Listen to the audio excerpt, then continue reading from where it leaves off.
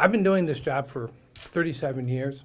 I have never had a poor evaluation in any of the numerous evaluation systems that I've worked under and been evaluated by many different district assessors, and have always been deemed at the very least acceptable and at the very most highly effective. 2 years ago, I was one of several individuals in the district who received the highest Aspire bonus award in the district. Last year, I was near the bottom. I got the minimum of what was granted to my school. And that is my biggest complaint with EVAS. It is not reliable from year to year.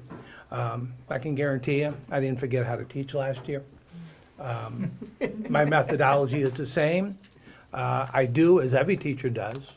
I teach a lesson, and driving home, my head is filled with reflection and what could I do better that day and how can I get better the next day. This is what every teacher does.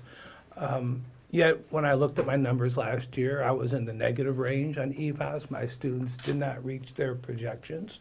I still had an effective teacher rating, which is fine. I've not been one of these teachers who've been so damaged that I'm on the track to termination, not yet.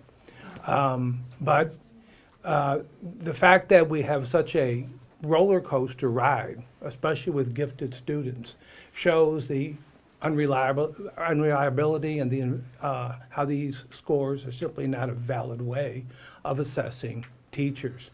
Like Daniel, I hear from my former students all the time. At Carnegie, they go to some of the best schools, colleges in the country. They come back, and I hear from many of them every year, even the ones who weren't my best students, the ones who made a 1 on the AP test instead of a 5. And they write me and they say, you know, Mr. Dewey, I'm taking my U.S. history class in college, and the professor just gave me my reading list, and it's your reading list.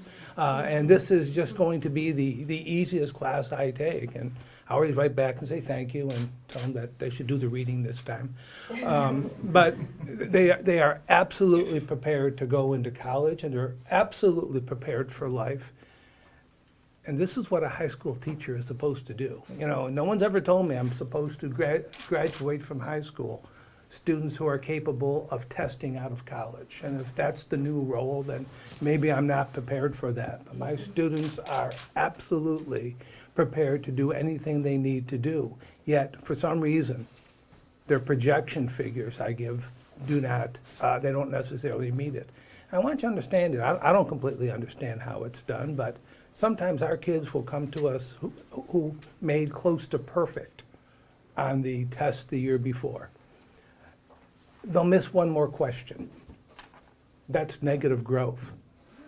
Now, you know, perfection may be a minimum standard if you're a tightrope walker, but perfection is a tough minimum standard in any other profession. If you're given a 55-question test and you get 55 correct one year, and then the next year in a different subject, you get 54 correct, is that enough to put a teacher's career on the line for?